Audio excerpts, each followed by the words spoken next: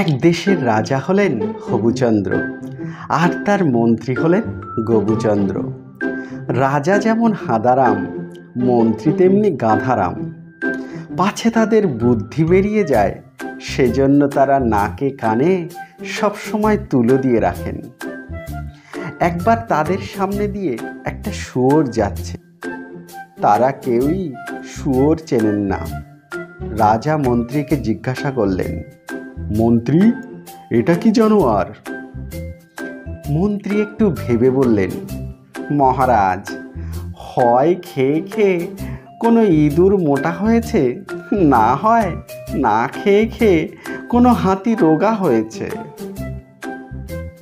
শুনে হবুচন্দ্র বললেন, আমার রাজত্বে এত খাদ্যশস্য থাকতে হাতি না খেয়ে খেয়ে রোগা হয়েছে? এ হতেই পারে না। খেয়ে খেয়ে ইঁদুরই মোটা হয়েছে। তাহলে দেখছি ইঁদুরগুলো রাজ্যের অনেক খাদ্যশস্য ধ্বংস করেছে। মারো সব ইঁদুর এক ধার থেকে। এরকম ছিল তার রাজত্বের বিচার। একবার এক সন্ন্যাসী তার শিষ্যকে সঙ্গে নিয়ে দেশ ভ্রমণ করতে করতে একদিন সন্ধেবেলা রাজা হবুচন্দ্রের দেশে এসে পৌঁছালেন। সেখানে তিনি তার শিষ্যকে বললেন, দেখ, আজ আর আমি কিছু খাবো না। তুই আমার জন্য 1 পয়সার মিশ্রি কিনে নিয়ে আয়। তাই খেয়ে জল খাবো, আর তুই মুড়ি টুড়ি যা খাবি তা নিয়ে আয়। শিষ্য দোকানে গিয়ে দেখে সে দেশে সব জিনিস 1 পয়সা সের। শিষ্যটি খুব পেটুক ছিল। সে গুরুদেবের জন্য 1 পয়সা দিয়ে 1 সের মিছরি ও নিজের জন্য কয়েক সের রসগোল্লা কিনে নিয়ে এলো। গুরুদেব অত খাবার দেখে আশ্চর্য হয়ে গিয়েছেন। শিষ্যের কাছে সব শুনে তিনি বললেন, দেখ, যে দেশে মুড়ি মিছরির 1 দর, সে দেশে বিচার নেই। কাল সকালেই আমরা এদেশ ছেড়ে চলে যাব, বুঝলি? শিষ্য কিন্তু কিছুতেই যেতে রাজি হলো না। বলল, গুরুদেব, আপনি অন্তর্যামী। আমি একটু খেতে ভালোবাসি, সেই জেনে আপনি এই দেশে আমাকে নিয়ে এসেছেন। আমি এখন এদেশ ছেড়ে কিছুতেই যাব না। গুরুদেব অগত্যা একাই পরদিন সকালে চলে গেলেন। যাওয়ার সময় শিষ্যকে বলে গেলেন, দেখ, বিপদ আপদ হলে আমায় ডাকিস। কিছুদিন বাদে কয়েকজন পথিক ওই রাজ্য দিয়ে কোথাও যাওয়ার সময় একটা পুকুর ধারে রান্না করে খাবে বলে গর্ত খুঁড়ে উনুন তৈরি করতে লাগলো। তাই দেখে কয়েকজন প্রজা এসে রাজাকে খবর দিল, মহারাজ, মহারাজ, কি আশ্চর্য!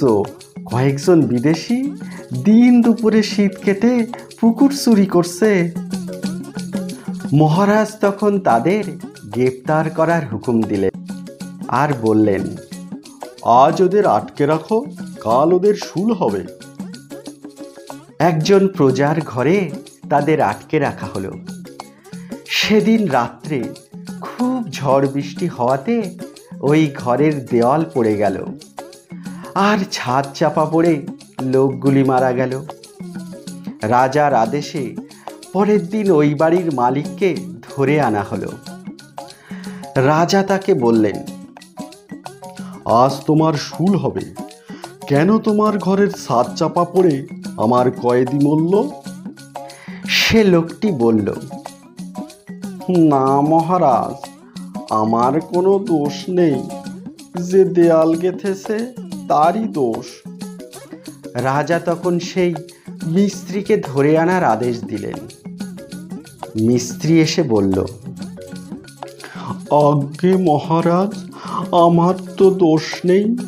যে জোগাড় দিয়েছিল সে ভালো করে তাগাড় মাখেনি। তখন সেই গরিব জোগাড়েকে ধরে আনার হুকুম হলো। জোগাড়ে এলে রাজা তাকে শুলে দেওয়ার আদেশ দিলেন। সে আর কিছু বলতে পারল না। সে খেতে পায় না, কঙ্কালসার চেহারা, তার শরীরে শুধুই হাড়, তাই হাড়ের মধ্য দিয়ে শুল গেল না। তখন হবুচন্দ্র বললেন, আমার শুল বৃথা যেতে পারে না। মন্ত্রী, একজন মোটা লোককে এনে শুলে চড়াও। রাজার এহেন বিচারের জন্য সকলেই ভয়ে ভয়ে দিন কাটায়। তাই কারো শরীর হৃষ্টপুষ্ট নয়। কেবল ওই শিষ্যটি ইতিমধ্যে খেয়ে খেয়ে খুব মোটা হয়েছে, তাই তাকেই ধরে আনা হলো শুলে দেওয়ার জন্য। তার তো তখন অবস্থা খুবই খারাপ। তখন তার গুরুদেবের কথা মনে হলো। সে কাতরভাবে গুরুদেবকে ডাকতে লাগলো। শুলটা মাঠের মাঝখানে পোতা ছিল। তার চারপাশে রাজা, মন্ত্রী, রাজপুরুষগণ ও অন্যান্য দর্শকগণ এসে হাজির হলো। শিষ্যটিকে শুলে চড়ানো হবে। ঠিক এমন সময় একজন সন্ন্যাসী, মহারাজ থামুন থামুন বলে চিৎকার করতে করতে ছুটে আসছেন দেখা গেল। মহারাজ তাই জল্লাদকে অপেক্ষা করতে বললেন। সন্ন্যাসী এসে বলছেন, মহারাজ, এ শুল আমার। আমি 12 বছর ধরে কঠোর তপস্যা করে জেনেছি যে আজ এই শুলে যে যাবে সে সরাসরি স্বর্গে পৌঁছে যাবে। রাজা এই শুনে বললেন, আমি এ দেশের রাজা, এ শুল আমার, আমি সশরীরে স্বর্গে যাব।